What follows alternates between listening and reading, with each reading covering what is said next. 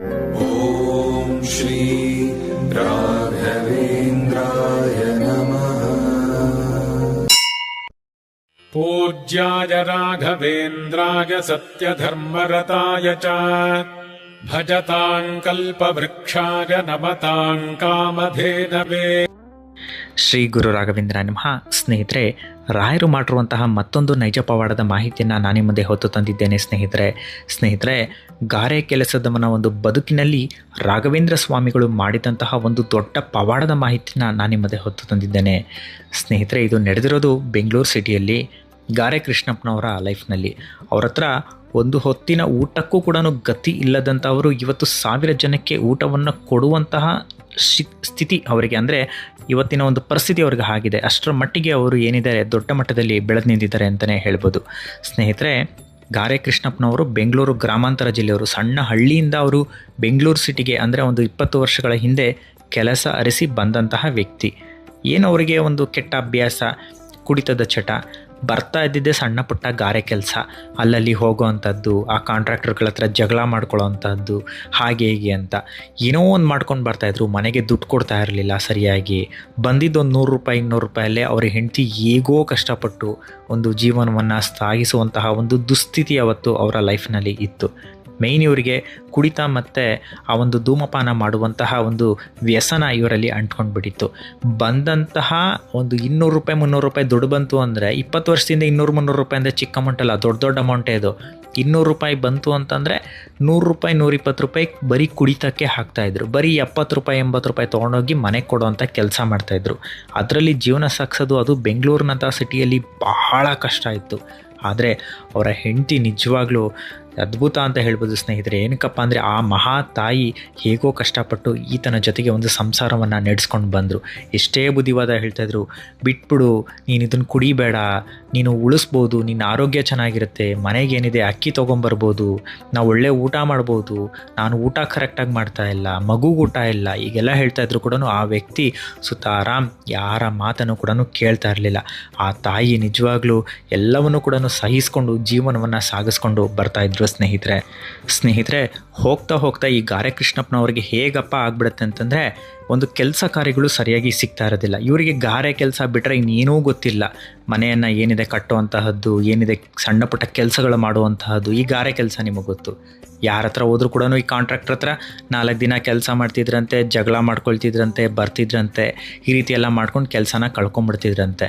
ಒಂದಿನ ಹೀಗೆ ಅವರು ಬೆಳಗ್ಗೆನೇ ಕುಡ್ಕೊಳ್ತಿದ್ರಂತೆ. ಆಲ್ಮೋಸ್ಟ್ ಕೆಲಸದ ಸಮಯದಲ್ಲೆಲ್ಲ ಕುಡಿತಾ ಇದ್ರಂತೆ. ಅವರು ಕುಡ್ಕೊಂಡು ಏನಿದೆ ಹೋಗ್ತಾ ಇದ್ರಂತೆ. ಕೆಲವೊಂದು ರಾಯರದೇನೋ ಅದೊಂದು ಸ್ಥಾಪನೆ ಆಗಬೇಕಿತ್ತಂತೆ ಒಂದು ಪ್ರದೇಶದಲ್ಲಿ, ಬೆಂಗಳೂರಲ್ಲಿ. ಅದು ಈಗಲೂ ಇದೆ, ಆದರೆ ಅದರ ಹೆಸರು ಬೇಡ ಅಂತ ಹೇಳಿದ್ದಾರೆ.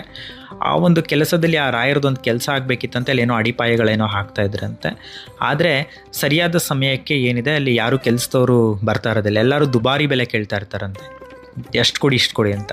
ಅಲ್ಲಿ ಸುಮಾರು ಜನ ಏನಿದೆ ಬ್ರಾಹ್ಮಣರ ಅರ್ಚಕರು ಎಲ್ಲ ನಿಂತಿದ್ರಂತೆ, ಮತ್ತು ಹಿರಿಕರೆಲ್ಲ ನಿಂತಿದ್ರಂತೆ. ನಿಂತ್ಕೊಂಡು ಮಾತಾಡ್ತಾ ಇದ್ರಂತೆ. ಒಬ್ಬರು ಇಬ್ಬರನ್ನೆಲ್ಲ ಇಟ್ಕೊಂಡು ಕೆಲಸ ಮಾಡೋದಕ್ಕಾಗೋದಿಲ್ಲ. ಸುಮಾರು ಒಂದು 7-8 ಜನ ಬೇಕು. ಇಲ್ಲ ಅಂದರೆ ಅಟ್ಲೀಸ್ಟ್ ಇವತ್ತು ಒಳ್ಳೆ ದಿನ ಗುರುವಾರ, ಒಬ್ಬರು ಆದ್ರೂ ಶುರು ಮಾಡಿದ್ರೆ ಏನಿದೆ ಇವತ್ತು ಎಲ್ಲ ಕೆಲಸ ನಡೆಯೋಕ್ಕೆ ಶುರು ಮಾಡುತ್ತೆ, ಗುರುವಾರದಿಂದ ಇವತ್ತು ಮಾಡಲೇಬೇಕು ಅಂತ. ಆದರೆ ಸರಿಯಾಗಿ ಯಾರೂ ಕೂಡ ಬರೋದಿಲ್ಲ ಆವತ್ತಿನ ದಿನ. ಈ ವ್ಯಕ್ತಿ ಏನಿದೆ ಬರ್ತಾರಂತೆ, ಅಲ್ಲಿ ನೋಡ್ತಾರಂತೆ, ಅಲ್ಲೇನೋ ಎಲ್ಲ ಮಣ್ಣು ಜಲ್ಲೆಲ್ಲ ಹಾಕ್ತಾಯಿದ್ರಲ್ಲ, ಏನಾದರೂ ಕೆಲಸ ಇದೆಯಾ, ನಾನು ಮಾಡ್ತೀನಿ ಅಂತ. ಆ ಅರ್ಚಕ್ರ ಹತ್ರ ಹೋಗಿ ಕೇಳ್ತಾರಂತೆ. ಇವರು ಕುಡಿತದ ವಾಸನೆ ಅವರಿಗೆ ತಟ್ಟುತ್ತೆ. ಅವರು ಮೂಗು ಮುಚ್ಕೊಂಡು, ನೀವು ಕುಡ್ದಿದ್ದೀರಾ, ಏನು ಮಾಡ್ತೀರಾ ನೀವು ಕುಡಿದ್ಬಿಟ್ಟು, ನೀವೇನು ಕೆಲಸ ಮಾಡೋವಂಥದ್ದು ಇಲ್ಲಿ, ಬೇಡ ಬೇಡ ಬೇಡ, ನಾವು ಕುಡ್ದಿರೋರಿಗೆಲ್ಲ ಇಲ್ಲಿ ಕೊಡಲ್ಲ. ಇವ್ರು ಹೇಳ್ತಾರಂತೆ ಈ ಕೃಷ್ಣಪ್ಪ, ಇಲ್ಲ ಸ್ವಾಮಿ, ನಾನೇನಿದೆ ನಾನು ಗಾರೆ ಕೆಲಸ ಮಾಡ್ತೇನೆ, ಅಚ್ಚುಕಟ್ಟಾಗಿ ಕೆಲಸ ಮಾಡ್ತೇನೆ, ನನ್ನ ಕೆಲಸ ನೋಡಿ ದುಡ್ಡು ಕೊಡಿ ಅಂತ. ಇವ್ರಿಗೂ ದುಡ್ಡು ಬೇಕಿತ್ತು, ಯಾಕಂದರೆ ದುಡಿಮೆ ಇರಲಿಲ್ಲ. ಜೊತೆಗೆ ಈ ವ್ಯಕ್ತಿಗೆ ಏನಂದರೆ ಗಾರೆ ಕೃಷ್ಣಪ್ಪಂಗೆ ಚೆನ್ನಾಗೇ ಒಂದು ಕುಡಿತಕ್ಕೆ ಸಿಗುತ್ತಲ್ವಾ ಅನ್ನೋ ಒಂದು ಆಸೆ ಇವನಿಗೆ ಬಂದಿತ್ತು. ಚೆನ್ನಾಗಿ ಕುಡಿಬೋದು, ದುಡ್ಡು ಬರುತ್ತೆ, ಅವ್ರು ದುಡ್ಡು ಕೊಡ್ತಾರೆ ಅನ್ನೋದು ಇವ್ರ ಮನಸ್ಸಲ್ಲಿತ್ತು. ನಂತರ ಏನಿದೆ ಅವ್ರು ಒಪ್ಕೊಳ್ಳಿಲ್ಲ, ಅವರು ಅರ್ಚಕರು. ಬೇಡ ಬೇಡ ಬೇಡ ಬೇಡ, ಆಗಲ್ಲ, ಏನಿದೆ ಹಂಗೆ ಹಿಂಗೆ ಅಂತಂದ್ರು. ಇಲ್ಲ ಸ್ವಾಮಿ, ನಾನು ಕೆಲಸ ಮಾಡ್ತೇನೆ, ನನ್ನ ಕೆಲಸ ನೋಡಿ ನೀವು ದುಡ್ಡು ಕೊಡಿ ಅಂತಂದರು. ಸರಿ ಬಿಡು, ಯಾರು ಸಿಗ್ತಾ ಇಲ್ವಲ್ಲ, ನಾನು ಕೊಟ್ಟಷ್ಟು ಇಸ್ಕೊತೀಯ ಅಂತ ಅರ್ಚಕರಿಗೆ. ನೀವು ಎಷ್ಟು ಕೊಟ್ಟರು ಇಸ್ಕೊತೀನಿ ಅಂತಂದರು. ಸರಿ ಬಿಡು, ಯಾರೊಬ್ಬ ಸಿಕ್ಕಿದ್ನಲ್ಲ ನಮ್ಮ ಬಡ್ಜೆಟಲ್ಲಿ ಆಗಬೇಕು. ಯಾಕಂತಂದರೆ ಯಾವುದು ಕೂಡ ದುಡ್ಡು ಬರೋವಂಥದ್ದು ಇರಲಿಲ್ಲ ಅಲ್ಲಿ. ಎಲ್ಲ ಭಕ್ತರು ಅಲ್ಪ ಸ್ವಲ್ಪ ಹಾಕಿ ಏನೋ ಒಂದು ರಾಯರದೊಂದು ಕೆಲಸ ಮಾಡಿಸ್ತಾ ಇರ್ತಾರೆ. ಆ ಟೈಮ್ನಲ್ಲಿ ಏನಿದೆ ಸರಿ ಆಯಿತು ಅಂತ ಹೇಳ್ಬಿಟ್ಟು. ಆದರೆ ಇವ್ರು ಹೇಳ್ತಾರೆ, ನೋಡಪ್ಪ ನೀನು ತಲೆ ಸ್ನಾನ ಮಾಡ್ಕೊಂಬರ್ಬೇಕು, ಬಟ್ಟೆನ ಚೇಂಜ್ ಮಾಡ್ಕೊಂಡು ಬರಬೇಕು, ಶುದ್ಧವಾಗಿ ಬರಬೇಕು, ನೀನು ಮಡಿಯಾಗಿ ಬರಬೇಕಿಲ್ಲಿ, ಇದು ದೇವರ ಕೆಲಸ, ಇದು ರಾಯರ ಕೆಲಸ ಅಂತ ಹೇಳ್ಬಿಟ್ಟು. ಆಯಿತು ಅಂತ ಹೇಳ್ಬಿಟ್ಟು ಈ ವ್ಯಕ್ತಿ ಏನು ಮಾಡ್ತಾನೆ, ಯಾವುದೋ ಬೋರ್ವೆಲ್ ಇರುತ್ತಂತೆ ಅಲ್ಲಿ, ಪಂಪ್ ಬೋರ್ವೆಲ್ ಗೊತ್ತಲ್ವ ನಿಮಗೆ, ಆ ಪಂಪ್ ಬೋರ್ವೆಲ್ ಅಲ್ಲೇ ಕೂತ್ಕೊಂಡ್ಬಿಟ್ಟು ಯಾರ್ದೋ ಹುಡುಗನ ಕೈಲಿ ಯಾರ ಕೈಲೋ ನೀರು ಹೊತ್ತಿಸ್ಕೊಂಡು ತಲೆ ಸ್ನಾನ ಮಾಡಿಕೊಂಡು ಏನಿದೆ ಶುದ್ಧಿಯಾಗಿ ಏನಿದೆ, ಇವನಿಗೆ ಬಟ್ಟೆ ಸಿಗಲ್ಲ, ಅದೇ ಬಟ್ಟೆನೇ ಹಾಕ್ಕೊಂಡು ಒದ್ದೆ ಬಟ್ಟೆಲಿ ಬರ್ತಾನಂತೆ. ನನ್ನ ಹತ್ರ ಇನ್ನೊಂದು ವಸ್ತ್ರ ಇಲ್ಲ, ದಯವಿಟ್ಟು ಏನಿದೆ ಕೆಲಸ ಮಾಡೋದಕ್ಕೆ ಅವಕಾಶ ಕೊಡಿಂದ. ಕುಡ್ದಿದ್ದೆಲ್ಲ ಅಷ್ಟೊತ್ತಿಗೆ ಇಳಿದೋಗಿರುತ್ತಂತೆ ಈತ ಸ್ನಾನ ಮಾಡಿದ್ಮೇಲೆ. ಬಂದು ಏನು ಮಾಡ್ತಾರೆ, ಅಡಿಪಾಯದ ಅದೇನೋ ಕೆಲಸ ಕಾರ್ಯಗಳೆಲ್ಲ ಆಗಬೇಕಿತ್ತಲ್ಲ, ಅವರು ಏನೋ ಒಂದು ಸ್ಥಾಪನೆ ಮಾಡ್ತಾಯಿದ್ರು ರಾಯರದು, ಸರಿ ಅಂತ ಹೇಳ್ಬಿಟ್ಟು ಕೆಲಸ ಕಾರ್ಯಗಳನ್ನು ಮಾಡ್ತಾರೆ. ಮಾಡ್ತಾ ಮಾಡ್ತಾ ಮಾಡ್ತಾ ಸುಮಾರು ಒಂದು 15 ದಿವಸ 20 ದಿವಸ ಅಲ್ಲೇ ಕೆಲಸ ಮಾಡ್ತಾನೆ. ಆಮೇಲೆ ಅವ್ರು ಹೇಳಿರ್ತಾರೆ, ಯಾವುದೇ ಕಾರಣಕ್ಕೂ ಕೂಡ ಕುಡಿಬಾರ್ದು, ಕುಡ್ಕೊಂಡು ಬಂದರೆ ಏನಿದೆ ಕೆಲಸದಿಂದ ತೆಗೆದಾಕ್ಬಿಡ್ತೇವೆ ಅಂತ ಹೇಳ್ಬಿಟ್ಟು ಅರ್ಚಕರು ಒಂದು ಸ್ಟ್ರಿಕ್ಟಾಗಿ ಹೇಳಿರ್ತಾರೆ. ಈ ಕೃಷ್ಣಪ್ಪ ಮಾಡಲ್ಲ ಅದನ್ನು, ಏನಿದೆ ಕುಡಿಯಲ್ಲ, ಕೆಲಸ ಟೈಮಲ್ಲಿ ಕುಡ್ಕೊಂಬರಲ್ಲ, ಅದನ್ನು ಫಾಲೋ ಮಾಡ್ತಾರೆ. ರಾಯರ್ ಕೆಲಸ ಮಾಡ್ತಾ ಮಾಡ್ತಾ ಮಾಡ್ತಾ ಇವರಿಗೆ ರಾಘವೇಂದ್ರ ಸ್ವಾಮಿಗಳ ಬಗ್ಗೆ ಗೊತ್ತಾಗುತ್ತೆ. ಏನು ಮಾಡ್ತಾಯಿದ್ದೀರಾ ಇಲ್ಲಿ, ಏನು ಕೆಲಸ ಇದೆಲ್ಲ, ಇಲ್ಲ ಇಲ್ಲೊಂದು ಅತ್ಯದ್ಭುತವಾದ ಗುರುಗಳಿದ್ದಾರೆ, ಅವರು ರಾಘವೇಂದ್ರ ಸ್ವಾಮಿಗಳು, ಅವರನ್ನು ನಂಬಿದ್ರೆ ಎಂಥ ಕಷ್ಟ ಕಾರ್ಯಗಳಿದ್ರೂ ಕೂಡ ಅವರು ಅದನ್ನು ಪಾರು ಮಾಡ್ತಾರೆ ಅಂತ ಹೇಳಿಬಿಟ್ಟು ಗುರುಗಳು ಅವ್ರಿಗೆ ಹೇಳ್ತಾರಂತೆ, ಅಲ್ಲಿನ ಅರ್ಚಕರು ಅವ್ರಿಗೆ ಹೇಳ್ತಾರಂತೆ.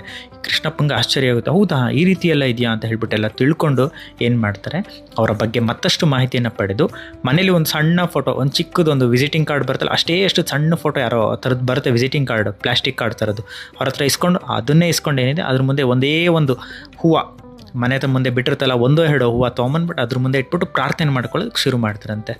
ಮಾಡ್ತಾ ಮಾಡ್ತಾ ಮಾಡ್ತಾ ಇವರಿಗೆ ಕೆಲಸ ಅನ್ನೋದು ಸಿಗೋದು ಜಾಸ್ತಿ ಆಗುತ್ತಂತೆ. ಮತ್ತು ಹೋಗ್ತಾ ಹೋಗ್ತಾ ಹೋಗ್ತಾ ಏನಪ್ಪ ಆಗುತ್ತಂತಂದರೆ ಇವರಿಗೆ ಕುಡಿತದ ಮೇಲೆ ಈ ವ್ಯಸನಕ್ಕೆ ಅಡ್ಜಸ್ಟ್ ಆಗಿದ್ರಲ್ಲ ಅದನ್ನು ಬಿಡೋ ಅಂಥದ್ದು ಮಾಡ್ತಾರಂತೆ.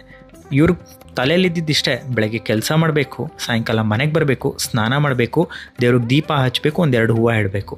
ಅದು ಯಾಕೋ ಇವರಿಗೆ ರಾಘವೇಂದ್ರ ಸ್ವಾಮಿಗಳ ಮೇಲೆ ಒಲವು ಹೆಚ್ಚಾಗುತ್ತೆ, ಒಂದು ಭಕ್ತಿ ಅನ್ನೋದು ಹೆಚ್ಚಾಗುತ್ತೆ. ಹೀಗೆ ಮಾಡ್ತಾ ಮಾಡ್ತಾ ಮಾಡ್ತಾ ಸ್ನೇಹಿತರೆ ಕೆಲವು ದಿನಗಳಾದ ನಂತರ ಇವರಿಗೆ ಒಂದಷ್ಟು ಕೆಲಸ ಕಾರ್ಯಗಳು ಕರಿಯೋರು ಜಾಸ್ತಿ ಆಗ್ತಾರೆ. ಬನ್ನಿ ಇವರೇ ಕೃಷ್ಣಪ್ಪ ಅವರೇ, ಅಲ್ಲಿ ಕೆಲಸ ಇದೆ, ಇಲ್ಲಿ ಕೆಲಸ ಇದೆ, ಲೋಕಲ್ ಆರ್ಡರ್ಸು ಇವರಿಗೆ ಚೆನ್ನಾಗೇ ಸಿಗೋದಕ್ಕೆ ಆಗುತ್ತೆ. ಕೃಷ್ಣಪ್ಪ ಅವ್ರಿಗೆ ಯಾವಾಗ ಲೋಕಲ್ ಆರ್ಡರ್ಸ್ ಎಲ್ಲ ಚೆನ್ನಾಗಿ ಬಂತು, ಇವರೇ ಒಂದಷ್ಟು ಜನರನ್ನು ಏನಿದೆ ಗುಂಪನ್ನು ಮಾಡಿಕೊಂಡು, ಅಂದರೆ ಕೆಲಸ ಕಾರ್ಯ ಇಲ್ವಲ್ಲ ಅವರಿಗೆಲ್ಲ ಗಾರೆ ಕೆಲಸವನ್ನು ಕಲಿಸಿ ಏನಿದೆ ಒಂದು ಸಣ್ಣ ಗುಂಪು, ಒಂದು 5-6 ಜನ ಒಂದು ಗುಂಪನ್ನು ಮಾಡ್ಕೊಂಡು ಏನಿದೆ ಕೆಲಸವನ್ನು ಮಾಡಿಸೋವಂಥ ಕೆಲಸ ಮಾಡ್ತಾರೆ. ಇವರಿಗೆ ಇಲ್ಲೇ ರೆವಿನ್ಯೂ ಜನ್ರೇಟ್ ಆಗೋದು, ದುಡ್ಡು ಇವ್ರಿಗೆ ಇಲ್ಲಿಂದನೇ ಬರೋದಕ್ಕೆ ಶುರುವಾಗೋದು. ಮಾಡ್ತಾ ಮಾಡ್ತಾ ಮಾಡ್ತಾ ಏನು ಮಾಡ್ತಾರೆ, ಇವರ ಕೆಲಸದಲ್ಲಿ ತುಂಬ ಕಾರ್ಯಕ್ಷಮತೆ ತುಂಬ ಚೆನ್ನಾಗಿದೆ ಕೃಷ್ಣಪ್ಪ ಅವ್ರದ್ದು. ಮತ್ತೆ ಸಣ್ಣ ಸಣ್ಣ ಒಂದು ತೊಟ್ಟಿ ಕಟ್ಟುವಂತಹದ್ದು, ಈ ರೀತಿ ಕೆಲಸ ಕಾರ್ಯಗಳು ಬರುತ್ತೆ. ಕೆಲವೇ ವರ್ಷಗಳಲ್ಲಿ ಏನು ಮಾಡ್ತಾರೆ, ಮನೆಯನ್ನು ಕಟ್ಟುವಂತಹ ಒಂದು ಆರ್ಡರ್ಸ್ ಇವ್ರಿಗೆ ಬರುತ್ತೆ. 5 ಜನ ಇದ್ದಿದ್ದು 25 ಜನ ಇದ್ದಿದ್ದು ಸುಮಾರು ಒಂದು 50-60 ಜನ ಇವ್ರ ಹತ್ರ ಕೆಲಸ ಮಾಡೋಂಗೆ ಶುರುವಾಗ್ತಾರೆ. ಇವತ್ತು ಹೇಳಬಾರ್ದು, ಅವರೊಂದಷ್ಟು ಹೇಳ್ಕೊಂಡಿದ್ದಾರೆ, ಜಾಸ್ತಿ ಇದು ಮಾಡಬೇಡಿ ಅಂತ. ತುಂಬ ದೊಡ್ಡ ಬಿಲ್ಡಿಂಗ್ಗಳನ್ನು ಇವರು ಬೆಂಗಳೂರಿನಲ್ಲಿ ಕಟ್ಟಿದಾರಂತೆ. ಇವರು ಇವತ್ತು ಕೋಟ್ಯಾಧಿಪತಿ. ಇವರು ಆ ರಾಯರನ್ನ ನಂಬಿದ ಮೇಲೆ, ರಾಯರ ಕೆಲಸ ಶುರು ಮಾಡಿದ್ಮೇಲೆ ಇವ್ರ ಲೈಫಲ್ಲಿ ಮಿರಾಕಲ್ ಆಗುತ್ತಂತೆ. ನಾನು ಹಂಗೂ ಕೇಳಿದೆ, ಸರ್ ನಿಮ್ಮ ಫೋಟೋ ಏನಾದರೂ ಹಾಕ್ಬೋದಾ ಅಂತ. ಬೇಡ ತುಂಬ ಇದಾಗುತ್ತೆ, ಪ್ರಾಬ್ಲಮ್ ಆಗುತ್ತೆ, ನನ್ನ ಕೆಲಸ ಕಾರ್ಯಗಳಿಗೆ ದಯವಿಟ್ಟು ಹಾಕಬೇಡಿ. ಮುಂದೊಂದು ದಿವಸ ಏನಿದೆ ನನ್ನ ಒಂದು ಪವಾಡದ ಮಾಹಿತಿಯನ್ನು ನಿಮ್ಮ ನೆಕ್ಸ್ಟ್ ವಿಡಿಯೋದಲ್ಲಿ ನಾನು ವಾಯ್ಸ್ ರೆಕಾರ್ಡಿಂಗ್ ಹಂಚ್ಕೊಳ್ತೀನಿ ಅಂತ ಅವರು ಭರವಸೆಯನ್ನು ನೀಡಿದ್ದಾರೆ. ಆ ಕಾರಣದಿಂದ ಈ ಫಸ್ಟ್ ಪಾರ್ಟ್ 1 ಏನು ಇವಾಗ ನಾನು ಕೊಡ್ತಾ ಇದ್ದೀನಲ್ಲ ಇದರಲ್ಲಿ ನಾನು ಹಾಕ್ತಾ ಇಲ್ಲ. ಪಾರ್ಟ್ 2 ಅಲ್ಲಿ ಅವ್ರು ಏನು ಬರ್ತಾರೆ, ಅವರೇ ನೇರವಾಗಿ ಏನಿದೆ ವಾಯ್ಸ್ ರೆಕಾರ್ಡಿಂಗ್ ಮುಖಾಂತರ ಅವರ ಪವಾಡವನ್ನು ಮತ್ತಷ್ಟು ಹಂಚ್ಕೊಳ್ತಾರೆ ಸ್ನೇಹಿತರೆ. ಹೀಗೆ ರಾಯರನ್ನು ನಂಬಿದ ಮೇಲೆ ಸಣ್ಣ ಕೂಲಿ ಕಾರ್ಮಿಕನಾಗಿದ್ದಂತಹ ವ್ಯಕ್ತಿ ದೊಡ್ಡ ಕಾಂಟ್ರಾಕ್ಟರ್ ಆಗಿ ಬೆಳೀತಾರೆ. ಸಾಕಷ್ಟು ಕೆಲಸ ಕಾರ್ಯಗಳನ್ನು ಮಾಡ್ತಾರೆ. ಅವರ ಲೈಫಲ್ಲಿ ಗುರು ರಾಘವೇಂದ್ರ ಸ್ವಾಮಿಗಳು ಒಂದು ಹೊಸ ಬದಲಾವಣೆಯನ್ನು ತರ್ತಾರೆ, ಧನಾತ್ಮಕ ಶಕ್ತಿಯನ್ನು ತರ್ತಾರೆ, ಕುಡಿತದ ಚಟವನ್ನು ಬಿಡಿಸ್ತಾರೆ, ಒಳ್ಳೆಯ ವ್ಯಕ್ತಿಯನ್ನಾಗಿ ಬದಲು ಮಾಡ್ತಾರೆ. ಆ ವ್ಯಕ್ತಿ ಎಷ್ಟು ಒಳ್ಳೆಯವರು ಅಂತಂದರೆ, ದಾನ ಧರ್ಮ ಅಂತಂದರೆ ಅವ್ರಿಗೆ ಎತ್ತಿದ ಕೈ.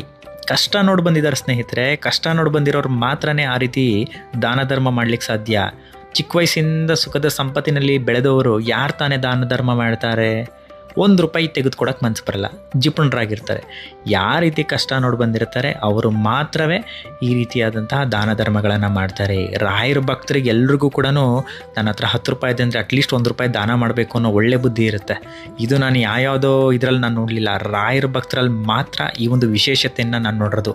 ನೀವು ಈ ವಿಡಿಯೋ ನೋಡ್ತಾ ಇದ್ದೀರಾ, ನೀವು ರಾಯರ ಭಕ್ತರ, ನಿಮ್ಮಲ್ಲೂ ಕೂಡ ನಾನೊಂದು ಸ್ವಲ್ಪ ದಾನ ಧರ್ಮ ಮಾಡಬೇಕು, ನನಗೂ ಸ್ವಲ್ಪ ಹಣ ಬಂದರೆ ನಾನು ಕೊಡ್ತೇನೆ ಅನ್ನೋ ಒಳ್ಳೆಯ ಮನಸ್ಥಿತಿ ನಿಮಗಿದೆ. ಅದು ನನಗೆ ತುಂಬ ಚೆನ್ನಾಗಿ ಗೊತ್ತು.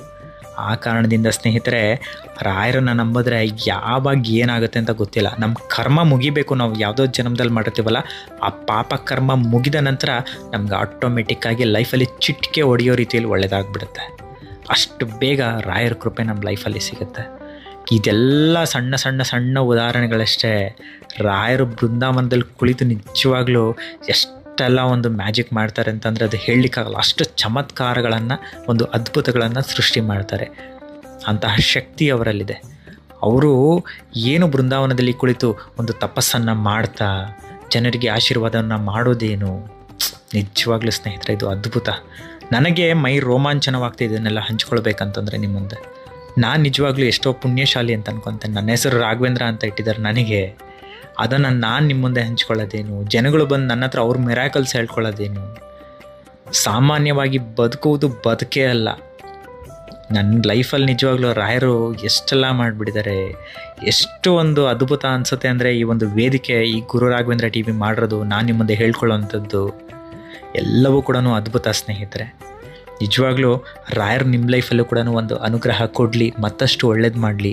ರಾಯರು ಇವತ್ತು ನಿಮಗೆ ಅನುಗ್ರಹ ಕೊಟ್ಟಿಲ್ಲ ಅಂದರೆ ಬೇಜಾರು ಮಾಡ್ಕೊಂಬಿಡಿ. ಮುಂದಿನ ದಿನಗಳಲ್ಲಿ ನಿಮ್ಮ ಹಳೆಯ ಜನ್ಮದ ಪಾಪ ಕರ್ಮಗಳು ಕಳೆದಂತೆ ದಿನಕ್ಕೂ ನಿಮ್ಗೆ ಒಳ್ಳೆಯದಾಗುತ್ತೆ ಸ್ನೇಹಿತರೆ. ಎಲ್ರಿಗೂ ಕೂಡ ಒಳ್ಳೆಯದಾಗಲಿ. ಶ್ರೀ ರಾಘವೇಂದ್ರ ನಮಃ. ಧನ್ಯವಾದ.